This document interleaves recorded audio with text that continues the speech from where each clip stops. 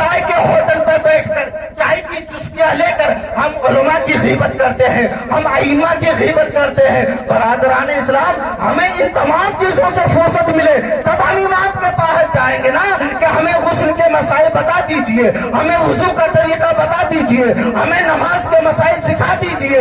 برادران اسلام، علم دین حاصل کرو، اور علم حاصل کرنے کی کوئی آیو نہیں ہوتی ہے، علم حاصل کرنے کی کوئی سیما نہیں ہوتی ہے، علم حاصل کرنے کی کوئی ایج یا عمر نہیں ہے۔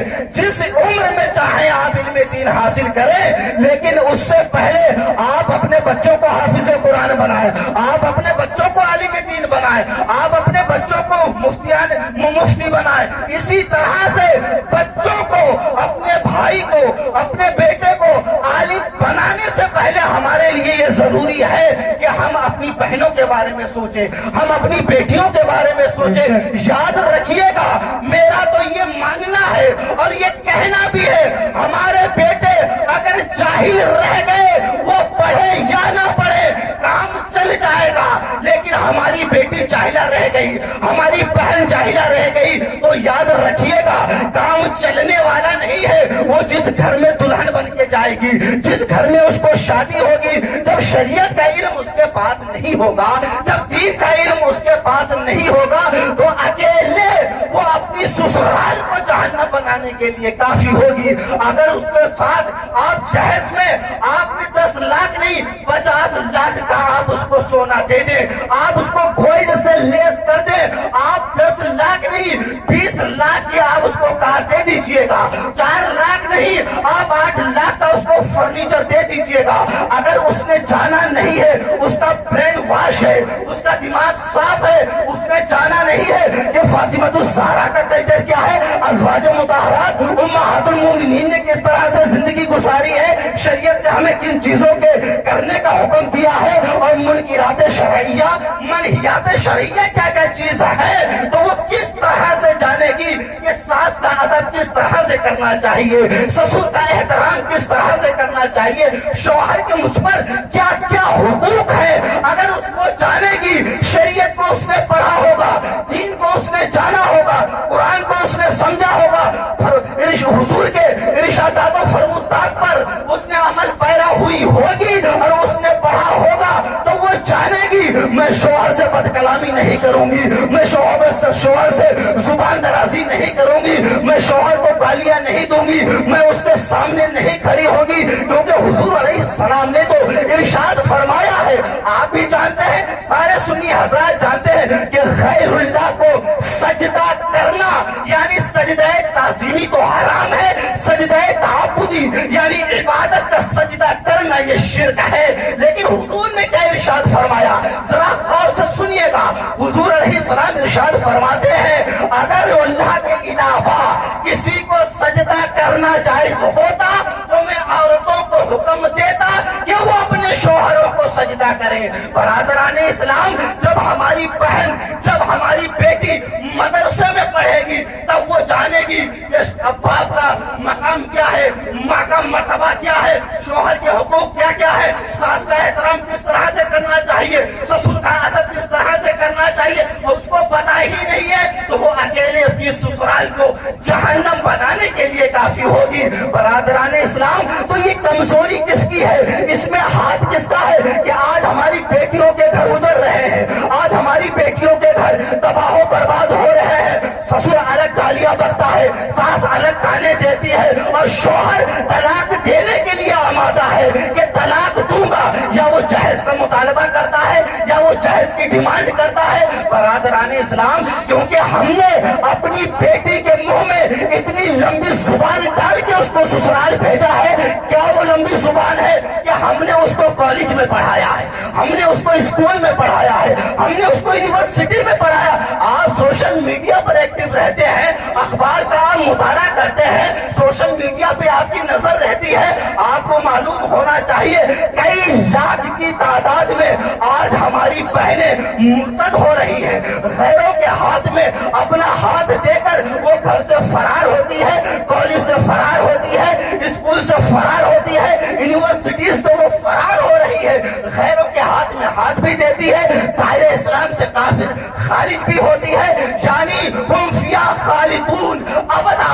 یعنی ہمیشہ ہمیش کے لیے وہ جہنم کو اپنا ٹھکانہ بھی بنا رہی ہے۔ وہ صاحب فاطمہ سے اپنا نام کبیتا بھی رکھ رہی ہے، اور جا کر صاحب نہ گھر ہی چلا، گھر بھی گیا، ایمان بھی گیا، اور جنت بھی گئی، اور ٹھکانہ جہنم بنا۔ اور نتیجہ کیا نکلا؟ 2 ماہ گزرے تھے، 3 ماہ گزرے تھے، زیادہ سے زیادہ 1 سال گزرا، اس کا مرڈر کر دیا گیا، اس کا قتل کر دیا گیا۔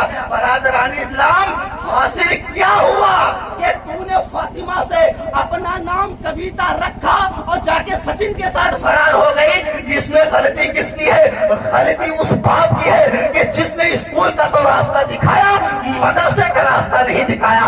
غلطی اس بھائی کی ہے کہ جس نے کالج اور یونیورسٹی تک وہ چھوڑنے کے لیے گیا، لیکن مدرسے ہاتھ پکڑ کر اس کو نہیں لے گیا۔ برادران اسلام، اگر اس نے قرآن کو سمجھا ہوتا، اگر اس نے حدیث کو پڑھا ہوتا، تو وہ سمجھتی کہ ایمان کتنی قیمتی شے ہے اور اس کو بچانے کے لیے کن کن ہتھیار کی ضرورت پڑتی ہے۔ اگر اس نے قرآن میں پڑھا ہوتا، اگر اس نے حدیث کو سمجھا ہوتا، تو وہ جانتی کہ تقویٰ و طہارت، خشیت و رضاعت، توکل و قناعت، پرہیزگاری اور تقویٰ، جب یہ تمام ہتھیار ہمارے پاس جمع ہوں گے، تب ہم اپنے عقیدے کو، ہم اپنے ایمان کو مضبوط کر سکتے ہیں۔ برادران اسلام، تو نعرہ تکبیر، نعرہ رسالت، شریعت مصطفیٰ، مذہب اسلام، مذہب اسلام، نعرہ تکبیر، نعرہ رسالت۔ برادران اسلام، تو اس نے تو ان تمام چیزوں کو سمجھا نہیں ہے، اور ہم نے بھی اس کو برائی اور برائی کے دلدل میں ہم نے اس کو پھنسایا ہے۔ برادران اسلام، پھر ہم منہ چھپاتے پھرتے ہیں، ہائے رے میری بیٹی بھاگ گئی، میری بہن نے غیر کے ہاتھ میں اپنا ہاتھ دے دیا، اب پچھتانا کیسا، اب پچھتاوا کیسا، اب کس طرح سے شرمندہ ہونا، اب یہ گریا بازاری، تھانہ پولیس کرنے کا چکر چھوڑ دے، کیونکہ غلطی تو نے کی ہے۔ تیوس اس لڑکی کا باپ ہے کہ جس نے بے حیائی کا راستہ دکھایا، کالج کا راستہ دکھایا، اسکول کا راستہ دکھایا، یونیورسٹیز کا راستہ دکھایا، اور وہ کوچنگ سینٹر کا راستہ دکھایا، مدرسے کا راستہ نہیں دکھایا ہے اس نے، ادارے کا راستہ نہیں دکھایا ہے اس نے۔ قرآن نہیں پڑھے گی میری بیٹی، حدیث نہیں پڑھے گی میری بیٹی، صاحب میری بیٹی صبح ناشتے میں مدرسے میں ایک صاحب وہ 2 پاپے 2 رس اور بغیر دودھ والی چائے نہیں پیے گی۔ میں ایسی جگہ پہ نہیں بھیجوں گا جہاں مچھر بغیر بتائے کاٹتے ہو۔ اب کٹوا مچھر کہ تیری لڑکی تیرے ہاتھ سے نکل گئی ہے، تیری بیٹی تیرے ہاتھ سے نکل گئی ہے، اب منہ چھپاتا پھر اپنے آنسو بھی کسی کو نہیں دکھا سکتا ہے، اپنا درد تو کسی کو نہیں بتا سکتا ہے۔ تو یہ تمام غلطیاں ہماری ہے، ہم نے اپنا جائزہ نہیں لیا ہے، ہم نے اپنا محاسبہ نہیں کیا ہے، ہم نے اپنا احتساب نہیں کیا ہے۔ برادران اسلام، تو ان تمام چیزوں کو ہم کو سمجھنا پڑے گا کہ شریعت نے کن چیزوں کا ڈیمانڈ کیا ہے، کن چیزوں کا مطالبہ ہم سے کر رہا ہے۔ برادران اسلام، تو ضروری کیا ہے، ہم بیٹی بچائیں، بیٹی پڑھائیں کا نعرہ لگائیں۔ تو صاحب آج جو ٹرپوں پہ لکھا ہوتا ہے، آج جو سواریوں پہ لکھا ہوتا ہے، آپ نے بھی پڑھا ہوگا، بیٹی پڑھاؤ بیٹی بچاؤ، اس نعرے کا مطلب کیا ہے، اور یہ نعرہ دیا کس نے ہے؟ ارے خیر لوگ اپنی گاڑیوں پہ لکھائے ہیں کہ بیٹی بچاؤ بیٹی پڑھاؤ، آپ کی گاڑی پہ لکھا ہے کیا؟ نہیں لکھا ہے۔ نعرہ کس کا ہے؟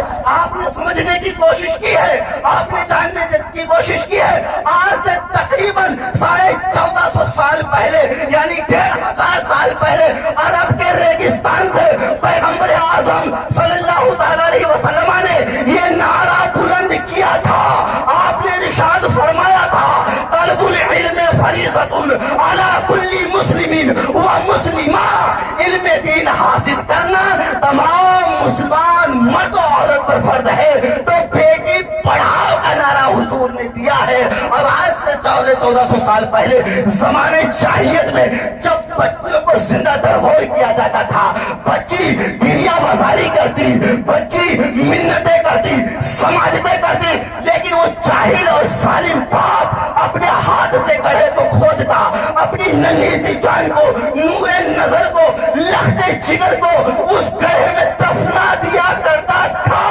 تو یہ جہالت کا اندھیرا اس کو کس نے ختم کیا ہے کہ جب آمینہ کا لال جس دنیا میں تشریف لایا وہ عبد المطلب کا پوتا, اس دنیا میں تشریف لایا وہ عبداللہ کا نور نظر اس دنیا میں تشریف لایا, تو اس نے زندہ درگور ہونے کے بچیوں پر اس نے قدغن لگا دیا, اس نے پابندی لگا دی اور فرما دیا ہے لوگوں بیٹیاں رحمت ہوتی ہے, ان کو دفن نہ کیا کرو, یہ بخشش کا سامان ہوتی ہے, انہیں دفن نہ کیا کرو.